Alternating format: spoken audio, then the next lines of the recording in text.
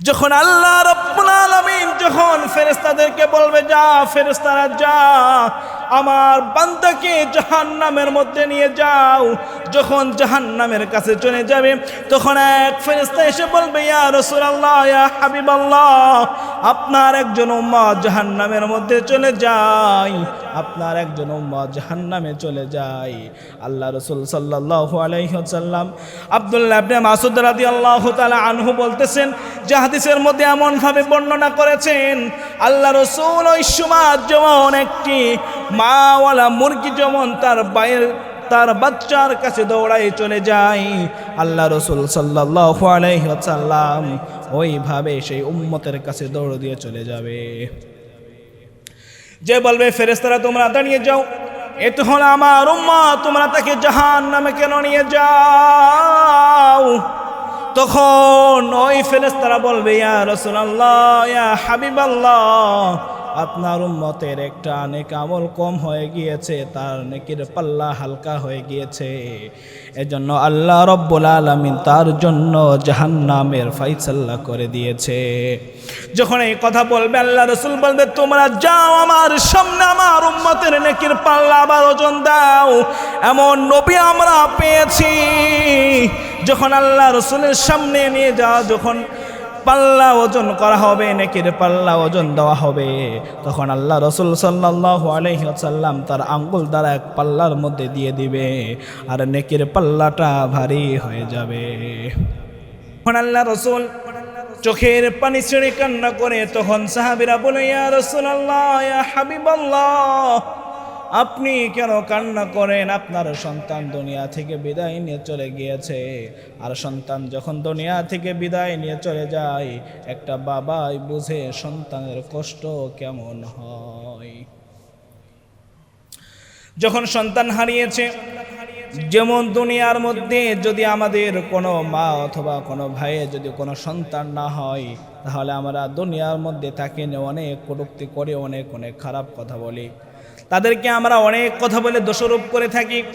যখন আল্লাহ রাসূলের দ্বিতীয় সন্তান যখন দুনিয়া থেকে বিদায় নিয়ে চলে গেল, তখন মক্কার মুশরিকেরা ডাক দিয়ে বলে, মুহাম্মদ, তোমার সন্তান দুনিয়া থেকে বিদায় নিয়ে চলে গেল, তোমার মৃত্যুর পর তোমার বংশের মর্যাদা কে ধরে রাখবে?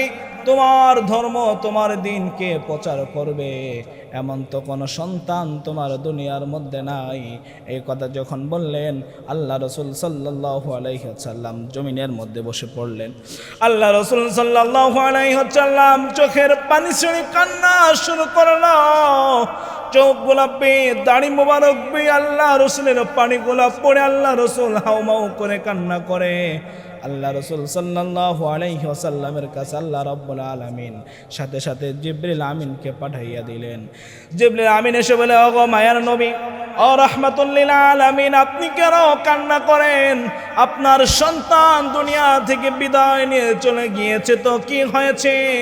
আল্লাহ রাব্বুল আলামিন আপনার দুইটা সন্তান নিয়ে নিয়েছে, এর বদৌলতে আল্লাহ রাব্বুল আলামিন আপনার হাজার হাজার সন্তান দিয়ে দিয়েছে। আজ বিশ্বের মধ্যে যত মুসলিম আছে সকলের হৃদয় স্পর্ধন হয়ে আছে আমার মায়ার নবী রাহমাতুল লিল আলামিন। এজন্যই তো বলি, ভাই, আমাকে নিয়ে কথা বলো আমি কিছু মনে করি না, আমার বাবাকে নিয়ে কথা বলো আমি কিছু মনে করি না, আমার গোষ্ঠী নিয়ে কথা বলো আমি কিছু মনে করি না।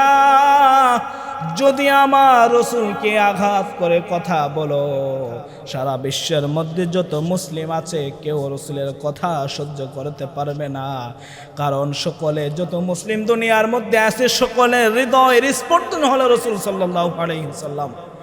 যে আমার নিজেকে নিয়ে গালি দিয়েছ আমি সহ্য করে নিব, কিন্তু যখন আমার রাসূলকে নিয়ে আঘাত করবা কোনো মুসলমান সহ্য করবে না। যখন আল্লাহ রাসূল মন খারাপ করে বসে আছে, আল্লাহ রাসূল যখন মন খারাপ করে বসে আছে, জিবরিল আমিন এসে বলে, ইয়া রাসূলুল্লাহ, ইয়া হাবিবাল্লাহ, আল্লাহ রাব্বুল আলামিন আপনার জন্য সুসংবাদ দিয়েছে। আমি যে সূরাটা তেলাওয়াত করেছি সূরাতুল কাউসার, মাত্র 3 আয়াত বৈশিষ্ট্য সূরা। এই সূরাতুল কাউসার আল্লাহ রাসূল সাল্লাল্লাহু আলাইহি ওয়াসাল্লামের প্রতি নাজিল করা হয়েছিল, আল্লাহ রাসূলের জন্য নাজিল করা হয়েছিল। আল্লাহ রসুল সাল্লাল্লাহু আলাইহি ওয়াসাল্লামের উপরে কেন নাজিল করা হয়েছিল, শানে নুজুলটা শুনলে বোঝা যায় যে আল্লাহ রসুল সাল্লাল্লাহু আলাইহি ওয়াসাল্লাম যখন মন খারাপ করে বসেছিলেন, ইন্না আতাইনাকাল কাউসার, আল্লাহ রাব্বুল আলামিন বলতেছে, হে রাসূল আপনাকে আমি নিশ্চয় দান করেছি হাউজে কাউসার।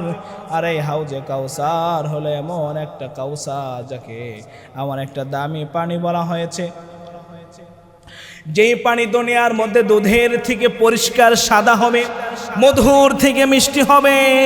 আল্লাহ রাসূল সাল্লাল্লাহু আলাইহি ওয়াসাল্লামকে আমার রব এই হাউজে কাউসার দান করেছে।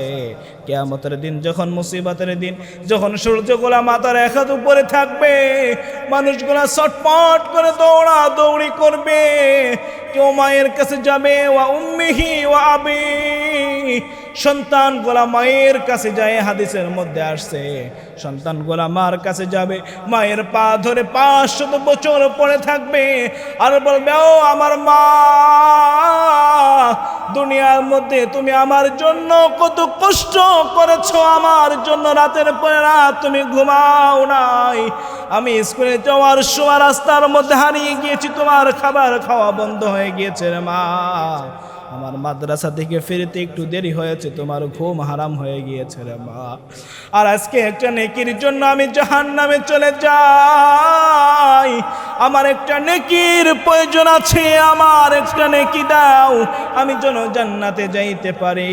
হাদিসের মধ্যে আসছে, ওই মা সন্তানের মাথার মধ্যে লাথি দিয়ে বলবে, রে সন্তান, দুনিয়ার জমিনে আমার কোনো সন্তান ছিল না, দুনিয়ার মধ্যে আমার কখনো বিবাহ হয় নাই, দুনিয়ার মধ্যে আমার কোনো সন্তান ছিল না। এরপরে বান্দা বাবার কাছে যাবে, বাবা একই কথা বলবে, ভাইয়ের কাছে যাবে, ভাই একই কথা বলবে।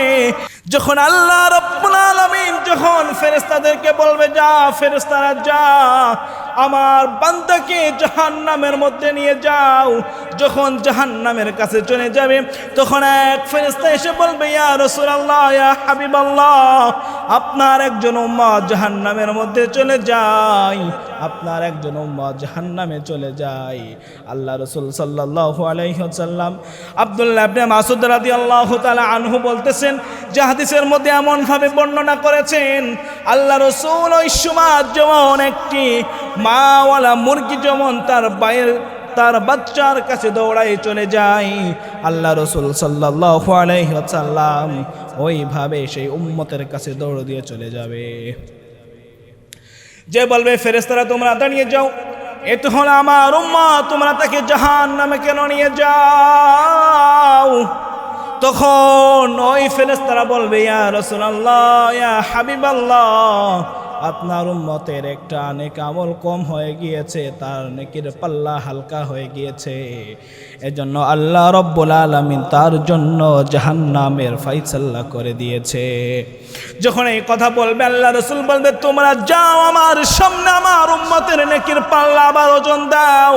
এমন নবী আমরা পেয়েছি, যখন আল্লাহ রাসূলের সামনে নিয়ে যাও, যখন পাল্লা ওজন করা হবে, নেকির পাল্লা ওজন দেওয়া হবে, তখন আল্লাহ রাসূল সাল্লাল্লাহু আলাইহি ওয়াসাল্লাম তার আঙ্গুল দ্বারা এক পাল্লার মধ্যে দিয়ে দিবে, আর নেকির পাল্লাটা ভারী হয়ে যাবে। তখন ওই বান্দার জন্য জান্নাতের ফয়সালা করে দিবে। দুনিয়ার জমিনে আমরা কেমন নবী পেয়েছি রে যুবক, এই দুনিয়ার জমিনে আমার নবীকে নিয়ে গালি দেওয়া হয়, তবু আমরা নবীর বিষয়ে কোনো কথা বলতে পারি না, কলিজায় বড় আঘাত লাগে রে যুবক। যেই নবী আমার জন্য দুনিয়ার জমিনে কেমন কষ্ট করেছে, কেমন ত্যাগ করেছে, সেই নবীর প্রতি আমরা কেউ ঈমান আনতে পারি না, নবীর সুন্নাতকে আমরা ভালোবাসতে পারি না। দুনিয়ার মধ্যে আল্লাহর নবী এসেছেন, দিনের দাওয়াত দিয়েছেন, আমাকে দিন শিখিয়েছেন, আমার মা বাবার খেদমত করা আমাকে শিখিয়েছে। আর যদি আমি আমার মায়ের খেদমত না করি, দুনিয়ার জমিনে আমার মা যদি আমার জন্য বদদোয়া করে দেয়, আল্লাহ রাব্বুল আলামিনের কাছে সাথে সাথে আমার বদদোয়াটা কবুল হয়ে যাবে। আল্লাহ রাব্বুল আলামিন সাথে সাথে আমার উপরে গজব নাজিল করে দিবে। ও দুনিয়ার ভাইয়েরা, তোমার মার সাথে তুমি কখনো খারাপ ব্যবহার করো না। আল্লাহ রাব্বুল আলামিন কোরআনের মধ্যে বলে দিয়েছে, হামালাতুহু উম্মুহু ওয়াহনান আলা ওয়াহনিন ওয়া ফিসালুহু ফি আমাইন। আল্লাহর পাক রব্বুল আলামিন বলতেছে, দুনিয়ার সন্তানেরা তোমরা শোনো, তোমার মা দুনিয়ার জমিনে তোমার জন্য কষ্টের পর কষ্ট সহ্য করেছে রে যুবক। তোমার মা দুনিয়ার মধ্যে জীবিত আছে, মায়ের কদর বুঝো না। তোমার বাবা দুনিয়ার মধ্যে জীবিত আছে, বাবার কদর বুঝো না। যখন তোমার মা দুনিয়া থেকে বিদায় নিয়ে চলে যাবে, তোমার বাবা দুনিয়া থেকে বিদায় নিয়ে চলে যাবে রে যুবক।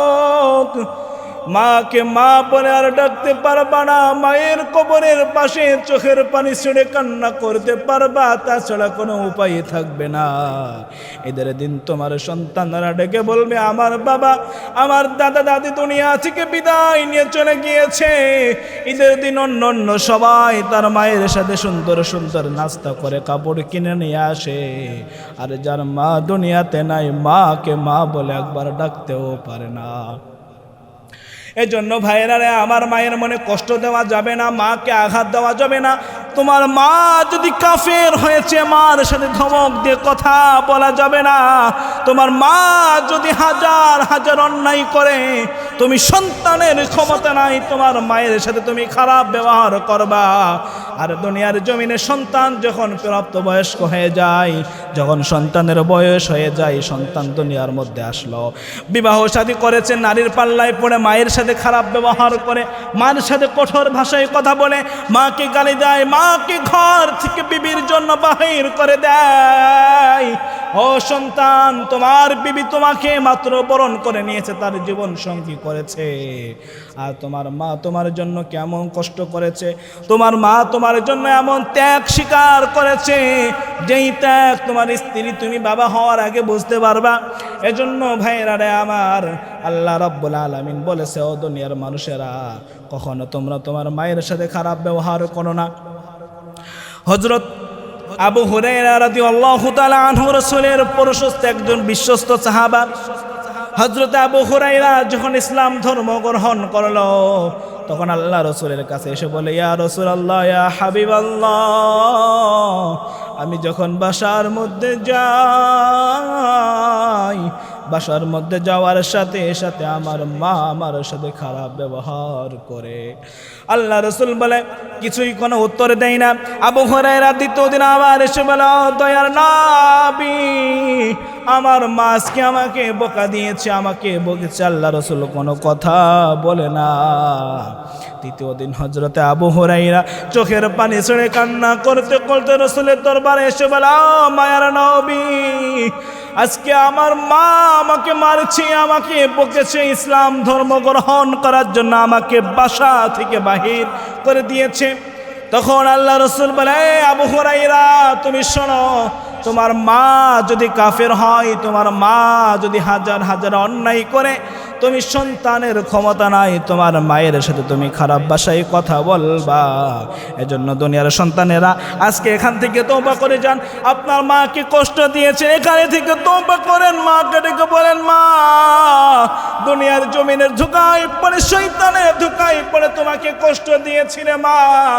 ও বাবা, শয়তানের ধোঁকায় পড়ে তোমাকে কষ্ট দিয়েছি। ও যুবক, যদি এখান থেকে তুমি বাসায় ফিরে যেতে না পারো, যদি মৃত্যুর খাটিয়ার মধ্যে শুয়ে পড়ো, তোমার মায়ের কাছ থেকে মাপ চাওয়ার সুযোগ পাবা না। মায়ের কাছ থেকে মাপ চেয়ে নাও, মায়ের কাছ থেকে মাপ চেয়ে নাও, তা না হলে মৃত্যুর পর তোমার জন্য জাহান্নাম ছাড়া কোনো রাস্তা থাকবে না। এজন্য মুসলমান ভাইয়েরা আমার, কখনো মায়ের সাথে খারাপ ব্যবহার করবেন না, মার মনে কখনো কষ্ট দিবেন না, মাকে কখনো আঘাত করবেন না।